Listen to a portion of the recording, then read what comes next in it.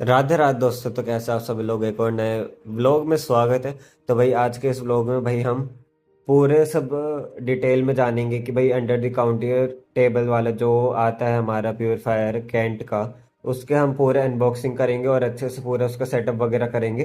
तो भाई हमने मंगवा लिया था और एक दो दिन बाद इंजीनियर भी आ गया था और सब पूरा उन्होंने अनबॉक्स किया। और फिर उन्होंने मेरे को ये टैब वगैरह का पूरा टूल किट वगैरह निकाल के दिया। और फिर देखो पूरा एक बॉक्स निकालो और हमारा ब्लू वाइट कलर का प्यूरीफायर निकल के आ गया है। और उसके साथ एक पहले सी टैप आती है जो किसी मतलब बेंड करके वो आती है ना, वो वाली टैप आती है। तो पहले हम सोच रहे थे कि भाई हम हमारा जो मार्बल है उसके ऊपर ही हम लगवाए, कि मतलब वो जो उसका नीचे का जो पाइप होता है वो नीचे चला दे जिससे वो दिखे ना, और पाइप वगैरह भी सब नीचे के नीचे ही रहे और कुछ भी मतलब पाइप ओपन ना आए, जिससे मतलब थोड़ा सा सही दिखेगा।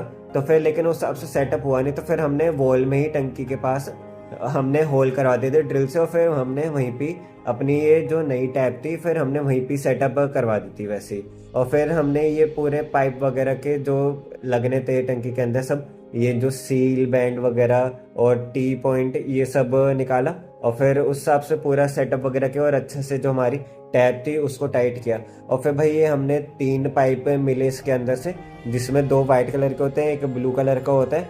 2 वाइट हमारे इनलेट पाइप होते हैं और एक जो ब्लू कलर का होता है वो हमारा जो आउटलेट पाइप होता है वो होता है।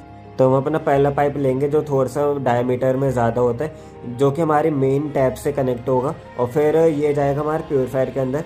तो सबसे पहले इसलिए भाई मैं ऊपर से मेन टंकी बंद करके आया, क्योंकि भाई टैप खोलनी थी। तो हमने प्लम्बर को भी बुला लिया था, क्योंकि जो कैंट से इंजीनियर आया था उसको एक डबल टैप का कनेक्शन करना आता नहीं था, उसके तक की लीकेज वगैरह ना हो। तो इसलिए फिर हमने उनको भी बुलाया था प्लम्बर को। और फिर इन्होंने जो इंजीनियर था उन्होंने टी पॉइंट लगाया और उसको जो हमारा जो सबसे मोटा पाइप था उसको हमारी टैप से कनेक्ट कर दिया। और फिर प्लम्बर ने बाद में पूरी टंकी अच्छे से टाइट कर दी। और फिर जो ये पाइप था उसको कनेक्ट किया हमारे प्योरीफायर के साथ, और जो हमारे दूसरे सेकंड वाला पाइप था उसको भी जो हमारी जो टैप आई थी प्योरीफायर के साथ उसके साथ भी कनेक्ट कर दिया था, क्योंकि जो कि वो थोड़ा सा कम था डायमीटर में।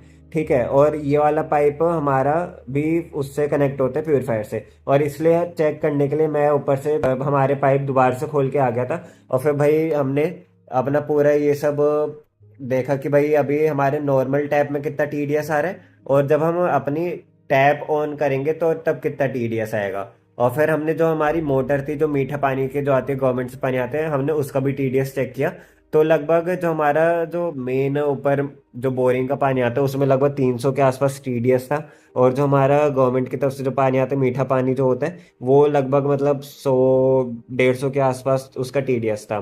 ठीक है, और फिर हमने साइड से जो हमारा पहले होल था वो गैस पाइपलाइन के लिए, वहां से फिर हमने सिलेंडर का पाइप हटा के हमने वहां से पाइप पर निकाले, क्योंकि भाई फिर हमने इलेक्ट्रिक गीजर भी लगवा लिया तो उसकी भी वीडियो जब बहुत जल्दी अपलोड करूंगा। तो फिर उसका मैं वहां से पाइप निकलवा दिया था। और फिर देखो वहां से हमने प्योरीफायर में कनेक्ट किया।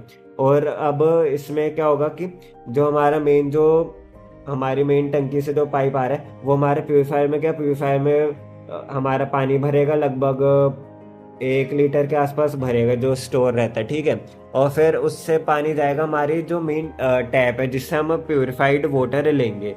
तो उसमें क्या आएगा, धीरे धीरे करके पानी आएगा। और फिर जो एक्स्ट्रा जो प्योरीफाई मतलब हो जाएगा पानी, और जो एक अनप्योरीफाइड जो वाटर होता है तो वो निकलेगा ब्लू पाइप से, जो कि हमारे सीधा सीवेज में चला जाएगा।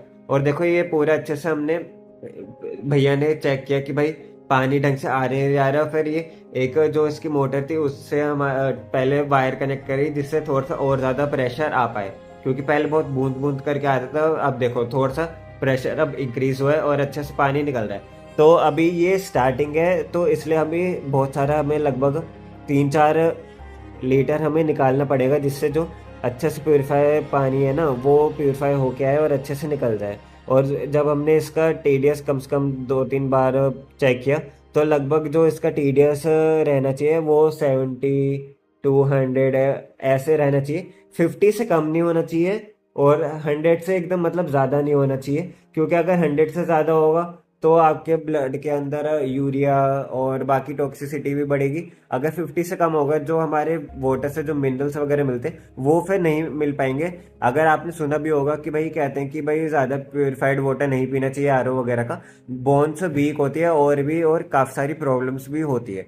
तो वो इसी वजह से होती है कि अगर 50 से कम टीडीएस होता है तो फिर उस हिसाब से हमें प्रॉपर मिनरल्स वगैरह नहीं मिल पाते हैं। तो इसलिए हमेशा ध्यान रखना है, अगर आपने प्योरीफायर लगवा रखा है, चाहे वो ओवर द काउंटर वाला हो जो वॉल पे लगता है या फिर अंडर द काउंटर वाला हो, तो हमेशा ध्यान रखना टीडीएस 70 to 100 के ऐसे ऐसे आसपास ही होना चाहिए।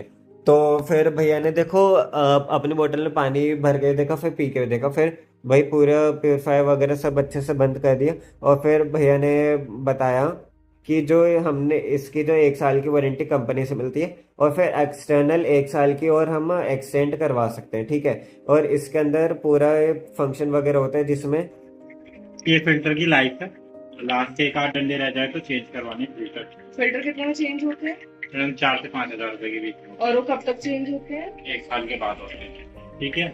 ये टीडीएस हमें का मोटा खर्चा है ये तो। हाँ, टीडीएस गुड पे रहना चाहिए।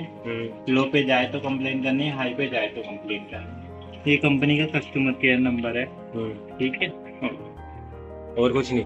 नहीं, टीडीएस हमेशा ग्रीन पे रहना चाहिए, मतलब गुड पे रहना ये चाहिए। बीच बीच में चेक करते रहे। अभी इस बीच में मीटर कंपनी ने आपको दिया है, चेक भी कर सकते हैं। 50 से 100 के बीच में रहना चाहिए टीडीएस।